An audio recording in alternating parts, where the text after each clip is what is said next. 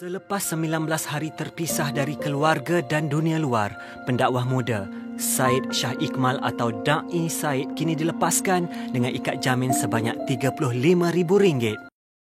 Okay, Assalamualaikum guys. So hari ni aku just nak buat video simple-simple, iaitu aku akan react video Da'i Syed yang baru saja keluar dari dia punya tahanan. And sebelum tu, korang bersama Aziz Syukur SOK. Jom kita layan intro dulu.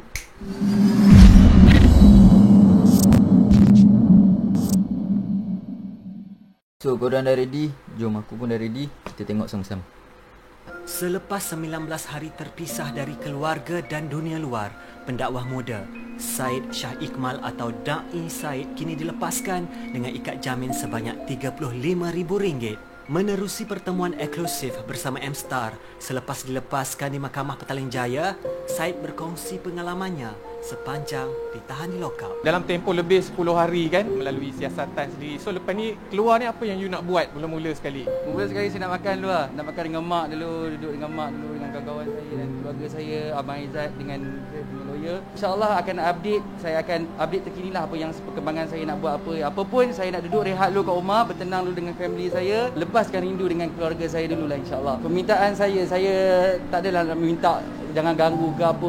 Bagi saya nak ucapkan terima kasih juga kepada peminat dan orang yang mendoakan kebaikan kepada saya. Dan kalau tidak ada diorang pun, saya pun tak ada semangat untuk nak menempuhi segala ujian ni. Saya nak ucapkan terima kasih kepada orang yang mendoakan saya. Bukan saya nak kata tak boleh ganggu. Saya memerlukan sedikit ruang untuk saya membaiki, pulih balik saya punya jiwa saya, mental saya. Tahulah saya pun sedih juga. Apa pun saya berdoa kepada Allah, mudah-mudahan Allah permudahkan segala urusan saya. Yang saya pegang adalah sebaik-baik orang adalah orang yang meminta maaf, dan orang yang terbaik adalah orang yang memaafkan. Jadi saya memohon maaf kepada semua, dan saya memaafkan semua orang yang pernah kutuk saya dan hina saya. Apapun kita berdoa, mudah-mudahan semoga Allah Ta'ala mempermudahkan urusan insyaAllah. Lepas jadi isu ni, ada juga macam orang yang petikai mengenai gelaran da'i tu kan? Bagi saya, pendapat saya sendiri dah, saya meraihkan dalam siasatan polis, dan saya bagi kerjasama yang terbaik kepada polis untuk melucutkan da'i ataupun tidak melucutkan da'i itu. Da'i adalah satu nama sahaja, hanyalah gelaran, dan hakikatnya semua orang adalah da'i. Saya da'i, orang yang kat depan saya pun adalah pendakwah. Lucut ataupun tidak lucut tidak menjadi masalah. Yang penting untuk menyampaikan risalah Nabi ataupun risalah Allah itu penting untuk semua orang. Da'i adalah nama saja. Sikit pesanan untuk mungkin peminat. Ada peminat, ada netizen yang benci. Apa yang ingin Da'i sampaikan setelah 10 hari ni tak berbunyi apa-apa, orang cakap kan? Rasa 20 hari. 20 hari tak berbunyi apa, mungkin nak disampaikan apa pada mereka? Saya nak ucapkan terima kasih banyak kepada anda semua yang support saya, yang doakan saya. Saya kat dalam selama 15-20 hari ni saya memang tak buka social media langsung. Saya duduk dekat dalam. Saya pun bersyukur juga duduk dekat dalam, dapat bermuhasabah balik diri saya, ingatkan diri balik saya yang alfa, yang kosong ni. Terima kasih banyak yang doakan saya, yang beri semangat kepada saya, yang support saya, dan stay tune untuk perkembangan saya insyaAllah. Rambut still maintain macam ni? Tak ada nak gunting-gunting kan? Alhamdulillah duduk dekat kem penjara tu tak ada kena gunting rambut. Sebab COVID dia orang semua pindah dekat sana. So alhamdulillah saya dapat orang kata berjumpa dengan banduan-banduan dekat sana, dapat orang kata tazkirah lepas maghrib, dapat sembahyang jemaah sama-sama dekat sana. So hikmah tu pun banyak, dapat dengar dia orang punya jalan cerita kehidupan mereka sendiri. Kali terakhir saya nak bagi tahu, terima kasih yang support saya, yang doakan saya. Jangan lupa hashtag Stand With Da'i Syed Iqmal insyaAllah. Maknanya disampaikan dakwah jugalah dalam lokal. Ada. Dia sempat buat lagu kan dalam. Dah ada. Bila nak keluar lagu tu? Saya dah tulis lagu kat dalam. Ini antara yang ditulis di dalam lokap lah. Dalam lokap dan penjara. Lokap. Dia panggil kem penjara dekat Beranang. Ni saya punya lirik lagu dan luahan-luahan konsep lagu saya lah insyaAllah. Menceritakan tentang apa? Dia menceritakan tentang seorang manusia yang mencari hakikat kebahagiaan, tetapi dia dicemuh dan dihina, disiksa, jiwanya meronta-ronta. So ini yang saya dapat tulis dalam semasa saya duduk dekat dalam lah. So stay tune lah insyaAllah. Dalam bulan ni orang kata mungkin ini antara cabaran atau dugaan untuk Syed sendiri kan. Syed rasa adakah ini dugaan Syed ataupun satu benda yang paling hitam dalam sejarah hidup? Saya kadang-kadang duduk termenung bertanya juga kepada diri dan Tuhan, kepada Allah, kenapa Allah bagi ujian kepada saya macam ni.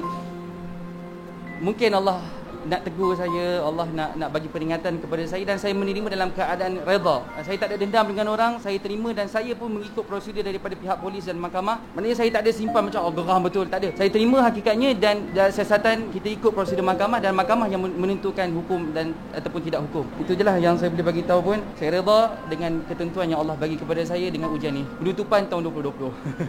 Duduk dalam pun seronok juga, boleh dapat jumpa dengan orang, boleh semayang dengan waktu yang cepat, dengan kenangan awal waktu boleh semain jemaah sama-sama dengan banduan. Dan antara yang lain juga saya meluahkan perasaan dan jiwa hati saya yang meronta-ronta sedih ni dengan menulis lirik lagu. Untuk saya bagi tahu kepada masyarakat kehidupan saya daripada saya lahir sampai saya pergi belajar dekat Mesir, sampai pergi Yaman, sampailah saya masuk program dai, saya pergi Indon, lawan lagi dekat Indonesia, sampailah sekarang saya kena macam ni. Dalam lagu tu akan menceritakan 1001 kisah dalam hidup saya. Aku tak tahu nak cakap apa. Aku speechless lah apa benda yang dia cakap semua tu kan. So macam entah, sekarang ni kita tak tahu kebenaran dia, siapa yang betul siapa yang salah. Tapi apa pun aku nak jumpa dengan Da'i Said tu disebabkan aku rasa aku nak tahu apa benda yang dia buat kat dalam. Okey, apa-apa pun kita just tunggu dari pihak atasan lah pasal kes ni. Aku kalau boleh, bagi aku, siapa yang sokong Da'i Said tu dan sokong perempuan tu, kita sama-sama lah jangan nak buat orang cakap tu, nak cakap pasal benda ni, dia salah. Bagi aku, kita diam je lah. Sebab benda ni kalau bagi aku ini kalau betul ada lah, aku tak tahu nak cakap apa. Kita biar habiskan benda ni dengan betul lah. Dan bagi pendapat aku, orang cakap tu perempuan tu memang betul apa yang Da'i tu buat kat dia. Aku tak tahu nak cakap apa, and aku hanya boleh geleng kepala lah. Aku tak boleh nak cakap benda orang cakap tu. Kalau aku cakap lebih kan kita dah jatuh fitnah. Baik kita diam. Macam tu lah. So apa benda yang berlaku sekarang ni, kita just ambil benda ni sebagai pengajaran dan muhasabah diri kita sendirilah. Janganlah kita buat benda tu, jangan buat benda ni kan. So harapnya macam itulah kita semua. Itu saja dari aku. Gerak dulu. Assalamualaikum warahmatullahi wabarakatuh. Ciao. Okay, jap. Okay, sebelum tu aku nak just bagi tahu video aku sebelum ni yang pasal kes Aisab Shah baru keluar tu. Mana yang dislike aku tu, aku minta maaf sebabkan mungkin aku punya konten tu tak ngam lagi. Aku ni baru-baru lagi.